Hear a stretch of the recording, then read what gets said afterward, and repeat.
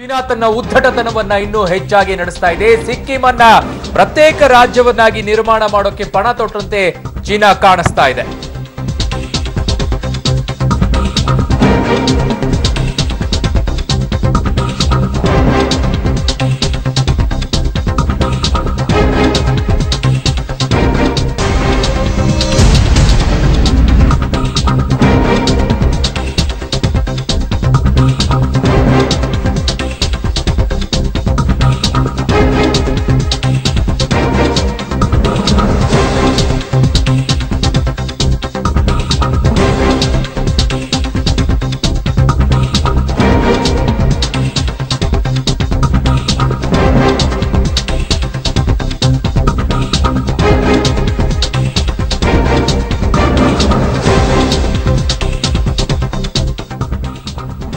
ಕಾಲು ಕೆದರಿ ಜಗಳಕ್ಕೆ ಬರೋ ರೀತಿಯಲ್ಲಿ ತಮಿಳುನಾಡು ಯಾವಾಗ ಕರ್ನಾಟಕಕ್ಕೆ ಯಾವ ರೀತಿ ಕಾವೇರಿ ವಿಷಯದಲ್ಲಿ ಬರುತ್ತೋ ಅದೇ ರೀತಿಯಾಗಿ ಚೀನಾ ಪದೇ ಪದೇ ಕಾಲು ಕೆದರಿ ಭಾರತ ದೇಶದಲ್ಲಿ ಕಾಲು ಕೆದರಿ ಜಗಳಕ್ಕೆ ಬರುತ್ತೋ ಈಗ ಮತ್ತೊಂದು ಹೆಜ್ಜೆಯನ್ನ ಮುಂದೆ ಇಟ್ಟಿದೆ. ಅದಕ್ಕೆ ಏನು ಅಂದ್ರೆ ಸಿಕ್ಕಿಂ ರಾಜ್ಯವನ್ನ ಪ್ರತ್ಯೇಕ ರಾಷ್ಟ್ರವನ್ನಾಗಿ ನಿರ್ಮಾಣ ಮಾಡ್ತೀವಿ ಅಂತ ಈಗ ಚೀನಾ ಉದ್ದಟತನದ ಹೇಳಿಕೆಯನ್ನ ಕೊಡ್ತಾ ಇದೆ. ಸಿಕ್ಕಿಂ ರಾಜ್ಯವನ್ನ ಪ್ರತ್ಯೇಕ ರಾಷ್ಟ್ರವನ್ನಾಗಿ ಮಾಡೋಕೆ ಹೊರಡ್ತೀವಿ ಅಂತ ಹೇಳ್ತಾ ಇದೆ. ಇದೊಂದು ರೀತಿಯಾಗಿ ಸರ್ಕಾರಿ ಸ್ವಾಮ್ಯದ ಪತ್ರಿಕೆ ಒಂದು ಈ ರೀತಿಯಾಗಿ ಸ್ಟೇಟ್ಮೆಂಟ್ ಅನ್ನ ಕೊಟ್ಟಿರೋದನ್ನ ಗಮನಿಸ್ತಾ ಇದ್ರೆ ಚೀನಾ ಯಾವುದೋ ರೀತಿಯಾದಂತಹ ಸ್ಕೆಚ್ ಹಾಕ್ತಾ ಇದೆ ಅನ್ನೋದು ಸ್ಪಷ್ಟವಾಗಿ ಗೊತ್ತಾಗ್ತಾ ಇದೆ.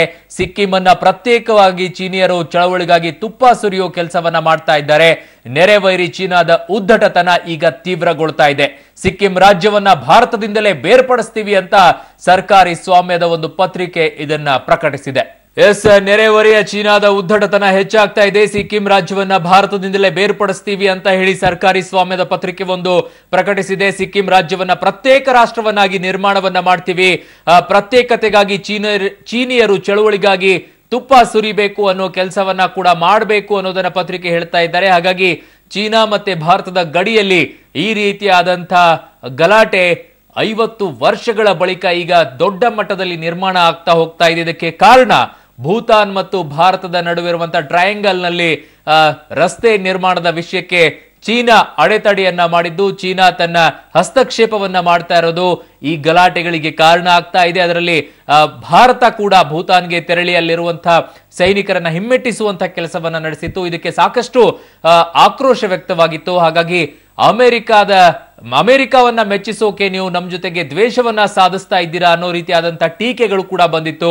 ಆ ದೃಶ್ಯಾವಳಿಗಳನ್ನ ಕೂಡ ನೀವು ನೋಡ್ತಾ ಇದ್ದೀರಾ. ಗಡಿಯಲ್ಲಿ ಯಾವ ರೀತಿಯಾಗಿ ಭಾರತದ ಸೈನಿಕರು ಮತ್ತೆ ಚೈನಾದ ಸೈನಿಕರು ಗಲಾಟೆಯನ್ನ ಮಾಡ್ಕೊಂಡಿದ್ರು, ಆದ್ರೆ ಯಾವುದೇ ರೀತಿಯಾದಂತಹ ಗುಂಡುಗಳು ಅಲ್ಲಿ ಹಾರಿರಲಿಲ್ಲ. ಇದರ ಮಧ್ಯದಲ್ಲಿ ಈಗ ಮತ್ತೊಂದು ಖ್ಯಾತಿಯನ್ನ ತೆಗೆದಿದೆ.